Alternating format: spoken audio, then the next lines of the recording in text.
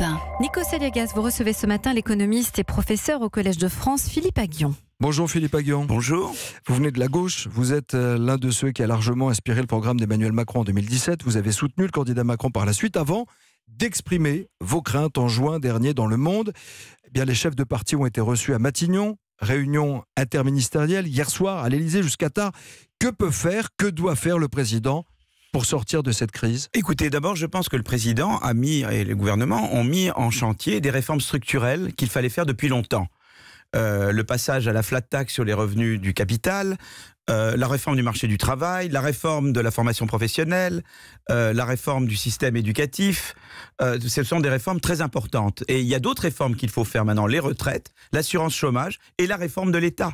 Ce sont des réformes indispensables pour nous mettre sur le chemin d'une croissance soutenue et durable. Parce que la croissance, c'est le seul moyen d'avoir une progression du pouvoir d'achat. Alors ça, ce sont les réformes à moyen, voire long terme. Celles qui sont structurelles et nécessaires. Mais comment on les sauve? Par exemple, en rétablissement l'impôt sur la fortune? Écoutez, je pense que pour le moment, on a un problème de coût de transition. C'est-à-dire que, par exemple, les retraites, il faut garantir. La réforme des retraites permettra de garantir le pouvoir d'achat des retraites. Mais en attendant, on avait un problème sur les retraites. Il a été traité en disant, on bloque, disons à 0,3 en nominal les prestations de retraite avec une inflation à 2. Donc ça veut dire on tape sur les retraités, quoi. Moi je pense donc que c'est pas la bonne manière. C'était une erreur. Je pense que ça c'était une erreur. Faire une hausse du prix du gasoil par-dessus la hausse du prix du pétrole, je pense que c'était une erreur. Les APL, c'était une erreur. Voilà, ça c'est la logique, ce que j'appelle la logique Bercy. Mais pourquoi il faut sortir de la logique Bercy. Parce que c'était très technocratique. C'est très technocratique et ils se sont dit finalement ça passe très bien. Ils avaient un sentiment que ça passerait. Parce que popularité, parce que jeune président, c'est ça. Et puis voilà, à mon avis, on s'est dit sur la taxe carbone, on s'est dit finalement Hulot s'en va, et on peut faire d'une pierre deux coups.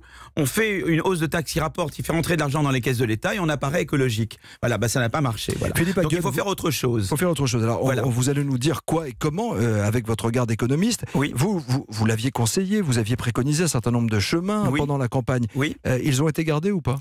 Si vous voulez, les réformes structurelles ont été mises en œuvre. Il y a même eu des choses. Le plan pauvreté, le plan santé sont des choses aussi très importantes. Il y a beaucoup d'éléments d'émancipation. Mais qu'est-ce qui n'a pas été gardé? Le volet plus social?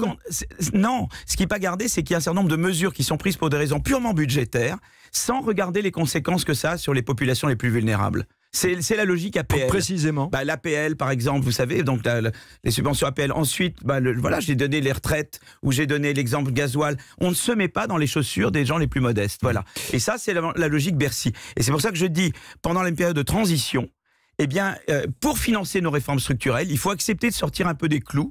Et moi, je dis surtout, autorisons-nous la possibilité de monter de 3% d'un déficit qui soit, au lieu d'être 3% du PIB, montons jusqu'à un déficit qui soit de 3,5% du PIB. Ça nous dégage des moyens. L'autre moyen, c'est les niches fiscales. Vous savez, quand j'ai fait on en parlera des niches fiscales. Restons un peu sur le 3% du déficit budgétaire qui est imposé par Bruxelles. Oui. Tout à l'heure, on en discutait avec Nicolas Barré, le patron du journal Les Échos. Oui. Lui, il dit que ce serait tromper les gilets jaunes que de leur faire croire que l'État peut réellement améliorer leur sort en dépensant plus. Non, c'est pas ça l'idée. L'idée, c'est de dire il y a un feu à éteindre. Et pour éteindre le feu, il ne faut pas s'interdire. Voilà. De dire, quand Bercy vient à chaque fois dire moi, je ne peux pas ne pas faire les hausses de taxes, je veux dire si vous pouvez. Voilà, c'est tout. Il y a certaines hausses qu'il ne faut pas faire. Voilà. Même si ça veut dire qu'on sort un peu des clous. Sortir donc des clous pour faire des réformes structurelles. C'est ça la différence. Pour y revenir plus tard, c'est ça. Monsieur Salvini en Italie, il sort des clous pour ne pas faire de réformes. Et nous, jusqu'à maintenant, on sortait des clous pour ne rien faire du tout. Le deal, il faut un deal, comme on dit, un accord avec Bruxelles. Une équation presque mathématique. Une équation, c'est de dire, nous faisons des réformes structurelles, elles vont augmenter notre potentiel de croissance. Nous pouvons tirer comme une avance sur l'augmentation de potentiel de croissance pour payer les coûts de transition de ces réformes structurelles. Donc, Philippe, parce que si on ne le fait pas, elles vont dérailler. Elles vont dérailler. Alors, c'est pas parce qu'on va sortir des 3% qu'on va se perdre dans l'Europe. Mais peut-être que la puissance, la suprématie, l'image, l'Europe forte que veut incarner Emmanuel Macron. Mais on l'incarne. On l'incarne parce qu'on réforme. À Bruxelles, c'est ça. On incarne parce que nous faisons les réformes. Nous sommes un pays qui réforme et qui est une voix dans le monde.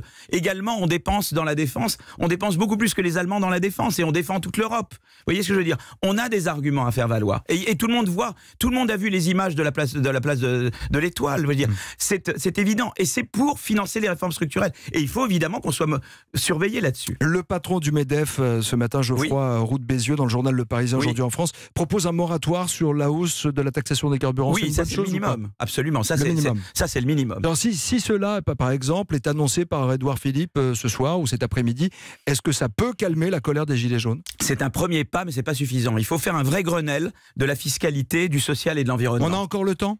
Il faut le convoquer tout de suite. Il faut aller très vite. On est comme en 68. Moi, ça me rappelle 68. Et 68, Pompidou a été très intelligent. Et bien, il faut avoir l'intelligence qu'a eu Pompidou à l'époque. Vous avez parlé au président de la République depuis quelques semaines? Non, silence radio complet de l'Élysée et de Matignon. Vous le regrettez?